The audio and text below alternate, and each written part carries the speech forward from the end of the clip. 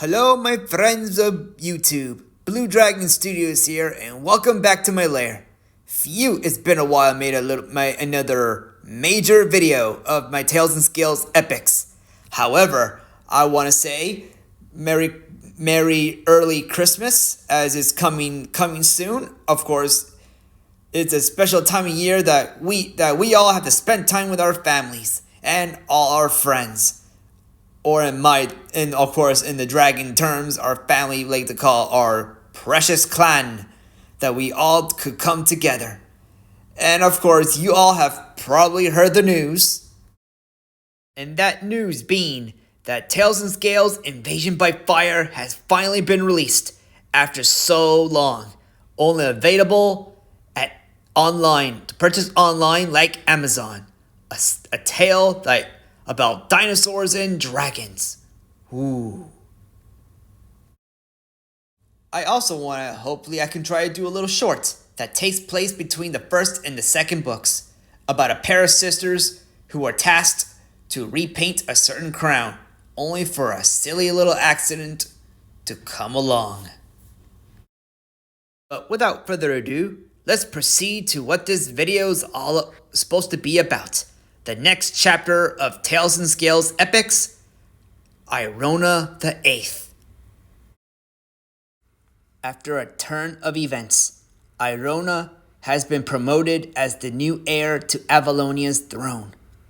Making things better, the alliance with Olympidonia shall happen after all, that now she will be wed to Xander, taking the late Ivy's place. The spirits sure do have an interesting sense of humor. As time went on, the Fenhemians have not launched any raids for now, as if the news of the alliance with Olympidonia have scared them off. Yet every raptor has to be on guard for whatever they are planning. Eventually, Irona has finally been crowned the new Alpha Queen of Avalonia after the passing of Emery. With Xander as her Beta King, the now Alpha Queen Irona the Eighth can finally fulfill her dreams that she always wanted, or so it seemed. Irona sits on her throne in all her glory, with her bodyguard standing by. As the new Alpha Queen, she wears the silver crown once worn by her father. A nice black cape, a pair of metal black bracers, and a golden pendant. She is currently listening to Hawthorne Oscar, her chosen Gamma Steward, reading a scroll regarding updates of the kingdom as part of the royal agenda. As he reads through the scroll, Irona gets into thought about one issue in particular, the Fenhemians. For so long, she wanted to take the fight to those barbaric raptors she hears about. So, she could be the hero Alpha Queen she always wanted. It would be too easy to lower one's guard from the lack of raids. Irona knows better, to herself at least. They must be getting ready for war.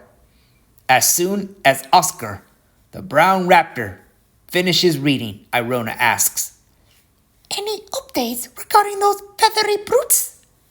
"Not that I'm aware of," Oscar replies, rolling up his scroll and tucks it into his green feathered tail tip. "But so far, there have been no trouble from them, spirits willing." "I do not know about that, Gamma. Whoever their alpha is, he or she might be preparing an army to invade." "Why would they even dare try? We are currently allied with Olympidonia, after all, thanks to your marriage with His Highness from such a questionable kingdom." "We are talking about a society that cries for blood for this skewed afterlife they call, what is it? Krell Hall or something?" Irona sits up from her slouching and looks at Oscar into his green eyes. "My point is that they are known to be very stubborn with minds of a little peanut. Which is why we must prepare our armies and attack Fenheim before they attack us." Oscar gets uneasy. As much as I do agree with you, Your Majesty, but you know that Mr. Torian will not be happy about it. Oh, fluff! Irona moans in frustration. Aren't they supposed to be about teaching Mistcraft? To be used to serve the spirits. A new voice calls in. Irona and Oscar turn their gazes to a green old raptor climbing up to the throne wearing a unique black cloak worn by an archsage of the Mystatorium. And we, the Mystatorium, have the right of ministry as part of our obligation to use our Mistcraft to ensure the teachings of the spirits are respected. Irona finishes for the archsage with an eye roll. This right of ministry is a decree made by Alpha King Magnus to give political power to the Mystatorium, to watch over nobility, which includes restricting an Alpha's authority, which is under the guise of enforcing the moral teachings of the spirits. The archsage does not flinch. He merely kept his calm demeanor with a neutral face and continues. Then you must know why we would not support what you are doing. With all due respect, Archsage Frio Clemen, we are talking about Benheim, a kingdom of deranged raptors who likes to hurt and kill each other for the most rubbish things. Like your desire to go to war for personal glory? Irona growls, begrudgingly knowing he is right, as Clement continues. And as much as we do want to see Benheim brought to justice, but we should not be the first aggressor. They aggressed us so many times. But they have not done any raids for at least 2 winters so far. If we attack them in this moment, we'd be as barbaric as them, which is very immoral. We will not be barbaric like them. Unlike them, we'd be defending our kingdom from future threats, which should not be immoral. Irona counters. With a sigh, Clement turns around and says, If you really feel the need to fight them, then I suggest we have this debate full manner with the rest of the Mystatorium for a meeting. With that, Clement climbs down from the throne, leaving a very frustrated Irona. In the comfort of her private new quarters, Irona lays on a couch with her claws on her stomach and her garments off with the exception of her golden pennant. Her private quarters once belonged to her father, a nice, massive, rectangular room with luxurious furnishing with green vines with flowers hugging around the walls, a few wardrobes and bookcases, a small shrine at a corner of the room, small potted plants and armored mannequins, a nice study area, a small loft with 2 stairways leading to a big silk bed covered by a veil. In between the stairways are the couches and coffee set where Irona is laying on one of them. Irona lifts up her pennant. With a click, she sees a picture of her younger self and her family. A confident smile forms on her snout and whispers, I will make this worth it. A door opens, making her close her pennant. She moves her eyes to see a tired Xander walking in. A busy day you have, my dear? Irona asks. You will not believe it. Xander responds as he walks up to one of the wardrobes, where he takes off his black cape and crown and puts him inside. I had to join your brother to travel all the way to Fort Gallagher to make a motivational speech. And dang, I hate making speeches. Was that supposed to be my job? Irona asks in concern, earning a shrug from Xander. Then he puts a comforting claw on Irona's shoulder. I wanted to help, seeing how exhausted you are. So I volunteered. However, the Sentinel asks me if we are going to have our war with them. Irona growls at that question before responding. I Unfortunately, those stubborn fools refuse to support me. The sages think it's immortal, I'm guessing? Irona makes a soft growl at Xander's question before answering. They speak as if those beasts have families or something.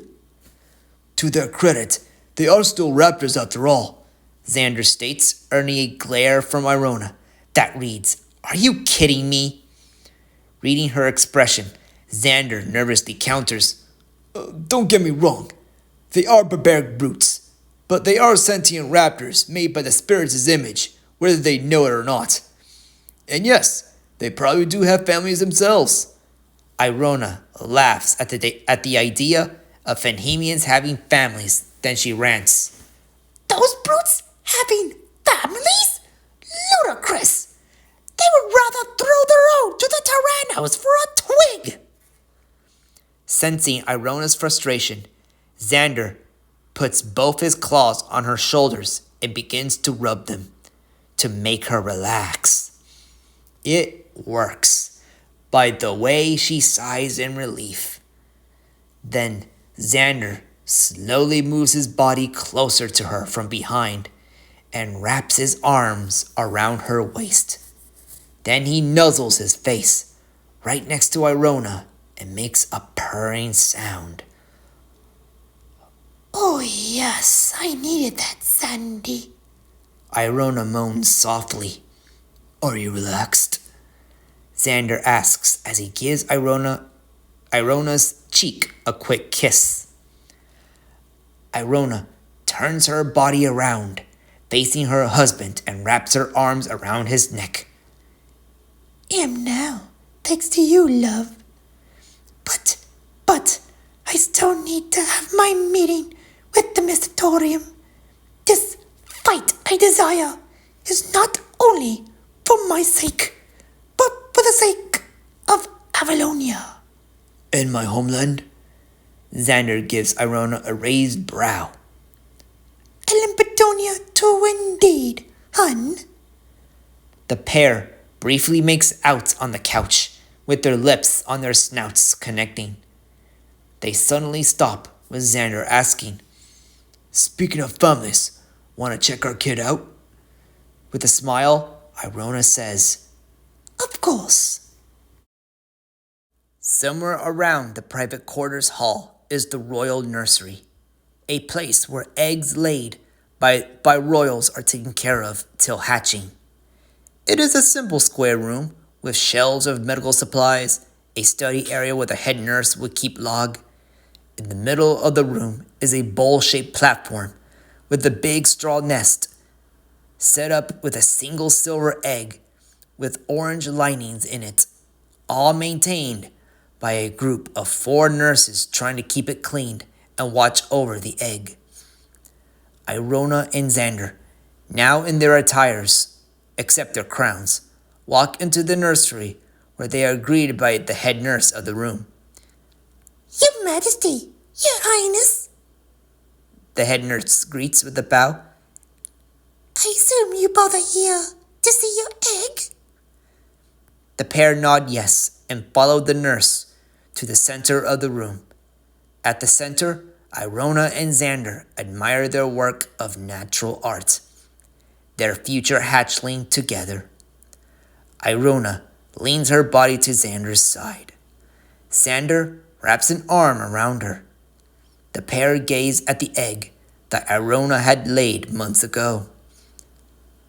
I really can't wait to see our little girl when she hatches, Irona says hopefully. You know you could be a boy, right? Xander softly warns. Yeah, of course, dearie. But I am confident our little hatchling will be the girl that I dream of. Just trying to warn you, not to get your hopes up, Roni. But hey, I don't really care if it's a boy or a girl. He or she will still be a hatchling to cherish and love. Right, honey? Irona makes an uneasy face when Xander asks that. She makes it no secret that she desires a daughter. Why, many would ask? She has this plan, you see, as part of her plan to prove Alpha Queens are just as great and not to be feared. In case she fails, she could raise an heir to succeed her. But what if Xander is right? What if the hatchling does end up being a boy? With an uneasy face, Irona looks up to Xander and asks, If our hatchling becomes a boy, what will you name him? Well, Xander gets into thought and answers, I'm thinking about naming him after a wise shaman from our homeland, known for reminding us that even though we embrace all freedoms, we must not forget to remember the spirits and respect their teachings in all their creations. Henceforth, I would name our son Virgil. Phew! Now that will wrap it up. I hope you all enjoyed this video, and also I hope you all leave a like, subscribe, and show your support. And of course, I hope you all have a merry, jolly Christmas. Stay tuned.